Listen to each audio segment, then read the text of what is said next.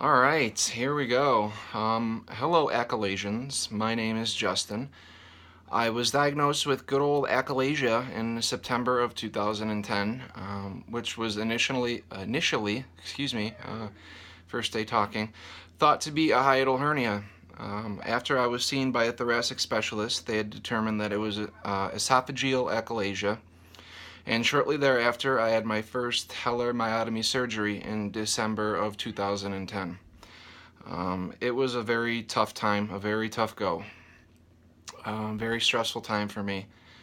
I ended up having a lot of internal bleeding from that surgery. I had a laceration on my spleen, so I had to have 2 blood transfusions and was in the ICU for several days, including Christmas, which that was not fun. Well, I laid there in that bed at night, hooked up to those machines, gazing out the window at the beautiful snow-covered pines. I pondered a great many things about life in general. It's very true. But I thought a great deal about the road ahead of me, the road to recovery, if you will. Here, it was one of the hardest things that I've had to do. 8 days later, I finally returned home, and with some minor changes to my diet and lifestyle, I managed to find at least some relief for about 6 months, where my doctor had told me I'd feel better, hopefully, for years. So I was a little upset, highly frustrated, and barely motivated. Upon my surgeon's recommendation for a redo Heller myotomy procedure, I went back to Roswell Park Cancer Institute for my second surgery in November of 2011. The surgery was supposed to be a laparoscopic, minimally invasive surgery and only keep me in the hospital for a couple days. So, of course, naturally, that didn't really go as planned. I woke up from the anesthetic with an awful pain in my abdomen. I can't even describe it. I didn't know what had happened until the nurse informed me that there was too much scar tissue, so they had to make a large incision down my abdomen. 18 staples, and Thanksgiving in the hospital later, I returned home. That was the last major surgery that I had. Since then, I've had multiple stretches. I even went out of state for a second opinion. Cleveland Clinic, highly recommend them, by the way. Very good care, very good bedside manner. Everything was very clean, and yeah, overall, Cleveland Clinic, I do recommend them. But yeah, so 2016, I went for an endoscopy because there was some blood in some of the food I was regurgitating.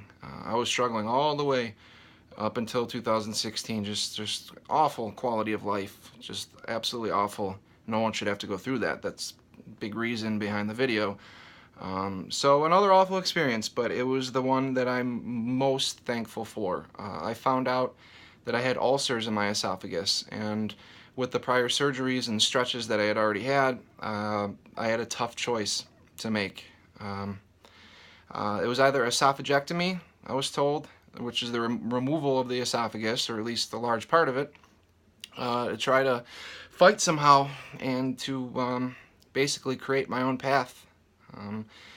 So it was between that. The surgeon had advised me that he wanted me to have the surgery, and I'll never forget the final straw that really broke the camel's back on this. It was a conversation that I had with a family member, a very close family member. I don't want to mention any names, but you know who you are. But they told me, they sat me down and they said, you probably will never get better, and you will probably just live the rest of your life like this, and you need to learn to accept things for the way that they are and have the esophagectomy.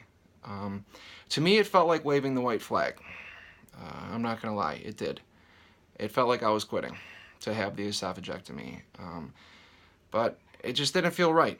So after many sleepless nights and much internal conflict on the topic, I decided to make a choice that I was either going to get better or I was going to die trying to do that.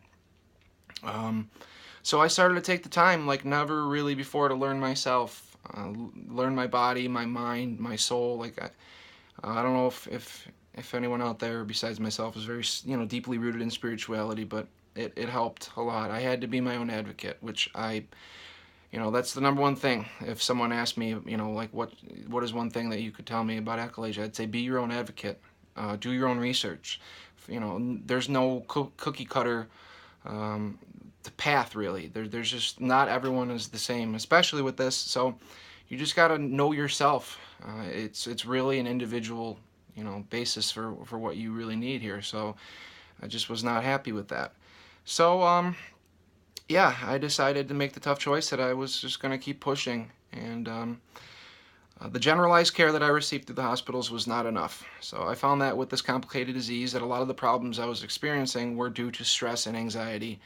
The more that I thought about the uncertainty of it all, the worse I would feel. Less sleep, less appetite would equal more stress. So, which in return would create more reflex. Meditation was really what I turned to there. It helped me a lot. I cannot overstate the benefits of meditation. People in our situation need to find a way to clear it all out. Just get all that nonsense out of your head. Just 20,000 opinions and 20,000 plans that you're trying to do, and all the aches and pains that you're nervous about. You got to clear that out. There's many forms of meditation. Music, art, yoga, stretching, things like that, exercise, all forms. But I kept myself to a very simple diet. Soups, eggs, yogurts, protein powder can be mixed in with potatoes, other foods. Help assist with calorie intake, multivitamins.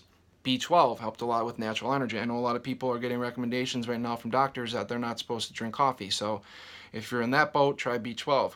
D3 helps with my mood. Melatonin, healthy rest. There's just a lot of things. I mean, like I said, do your research. See what helps other people. That doesn't mean it's going to help you, but give it a try. There's weight gain products, but be careful.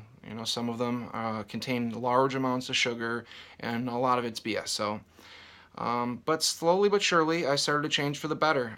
Prilosec twice a day helped me manage my reflux as well, which helped with the god-awful spasms, which are such a wild card. I'm still working on them, working on controlling them, but they have been substantially better. So I also started to implement an exercise routine. Like, this is really where things started to change. Like, they were getting better, but they didn't really start to change for me until I implemented that. But I did not have much of an appetite when I initially started with the workout. I was 198 pounds, and I'm 6'5", so that's awful. I was so weak. There were days I couldn't even stand up in the shower, which I'll never forget. But yeah, I just, you got to fight. I started with 10 push-ups a day and just a little bit of stretching. But no matter how bad it hurt, I forced myself. You got to force yourself through it. I knew where I wanted to be. I saw it in my head, and I knew I was going to do it. So I needed the strength, though. I needed the motivation. Every day I got a little stronger. A little bit of myself started to come back. You'll feel the puzzle pieces just start to go into place a little bit there. But really put the time in, the research, the hard work. That does not happen. You have to do that. You have to really go out there and really do some research. But by June of 2016, I was 235 pounds and the best shape of my life. Since then, I've been really just exercising, and like I said, the diet is huge. But we can go over that in some other videos here. But I've had periods of prolonged happiness, though, is the important thing. Since 2016, prolonged happiness and success personally and professionally. Before, I mean, you guys have tried it. Tried to work a whole work day or work week, and the awful pain, and people just don't get it. They're like, you got to go to the bathroom again, or you got a bottle of water. Like, what's in that bottle? They just don't understand, But you just got to keep fighting. Just keep trying, Just know that no matter what, that there's hope. There always is. No matter what, there's always hope. If you're still here, there's hope for you. There really is. But I'm healthy enough to follow my dreams now and fulfill my plans to help people. The second chance that God gave me through my experiences, the roller coaster ride that this has been, I strive to be the voice that I had always wished that I had when my days were their darkest. So more videos will be on the way. Diet, we're going to go over. Exercise, we're going to go over. Medication overviews, what works for you, what helps you, you know what I mean? Like, what are some side effects? What can people expect, These doctors, like, they know about the disease, but they don't have it. That's just plain and simple. They don't have it. So we need to look out for us. So that's what this is. Hopefully this is a start. I want to see people sharing more. I want to see people commenting more. I want to see people, just trying to help each other. Like, if we all helped each other, I feel like we would go so far, and we will. We will. But yeah, let's see, more videos on the way. Like I said, diet, exercise, medication overviews, recipes. I'm a cook at a 5-star restaurant, so I'm trying eventually to develop high-end recipes to cater to our specific needs as Achalasians. So if anyone has any questions, like, I would love to help out. So please feel free to reach out to me. Please, like, I cannot overstate that. Like, I am here. Like, this is one of the big things for me in my life right now. This is a big goal. Is you guys. So much love to everyone. Keep your head up. There is always hope, no matter how gloomy it feels right now. The sun will shine again. So keep fighting, and God bless. I hope every one of you find some peace and happiness. Thanks.